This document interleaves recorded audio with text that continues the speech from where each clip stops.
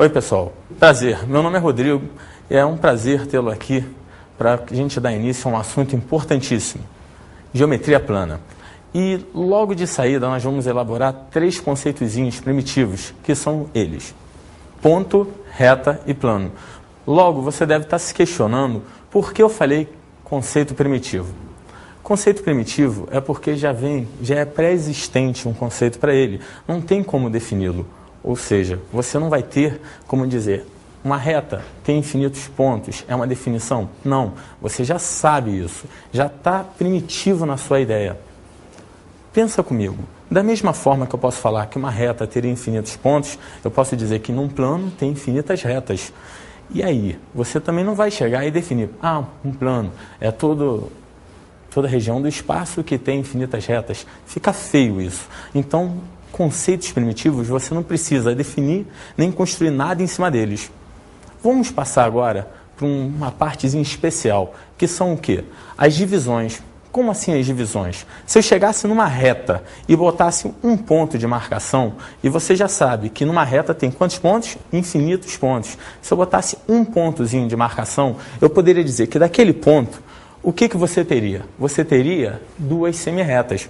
Como assim 2 semirretas? Porque, Rodrigo, você não me definiu uma semirreta, mas eu vou te dizer, a semirreta ela vai ter o quê? Vai ter um início, mas não vai ter um fim, porque aquele ponto é o ponto de partida.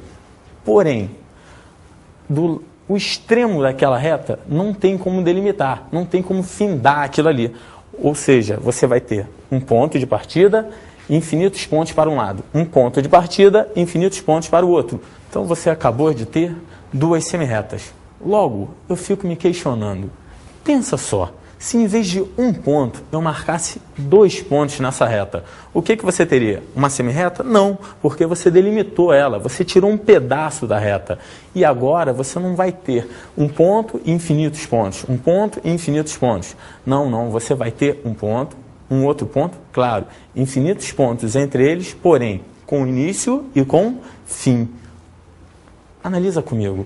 Quando isso ocorre, você sai de uma semirreta para um segmento de reta. E você vai guardar para mim que toda vez que eu vou ter um início e um fim, você terá o quê? Um segmento de reta.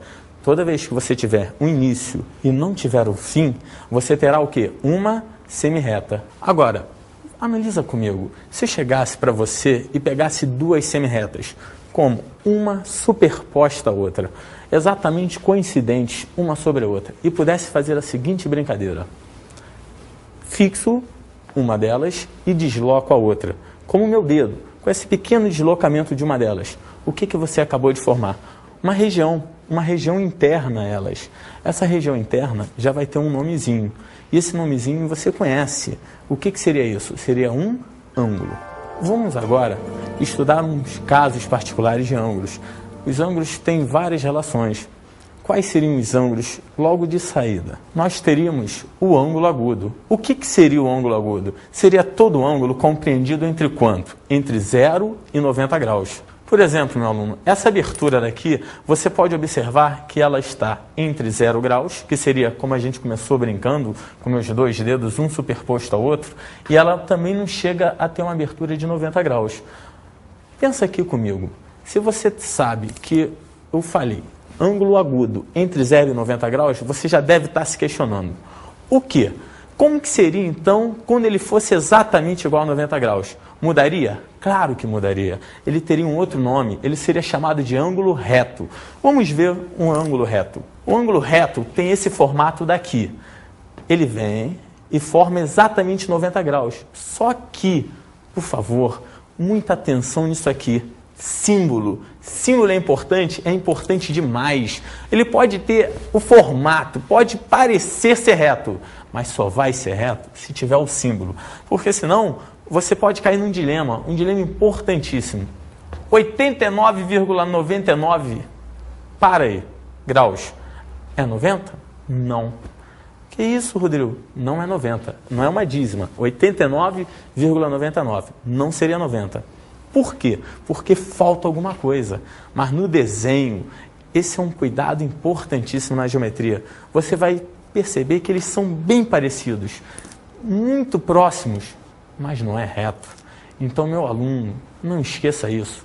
Logo, tem que ter o símbolo, porque se não tiver o símbolo, você vai errar com muitos erros. Agora, pensa comigo, se eu tivesse um ângulo maior do que 90 graus, um pouquinho, 91, 92 graus, que ângulo seria esse? Reto? Agudo? Não.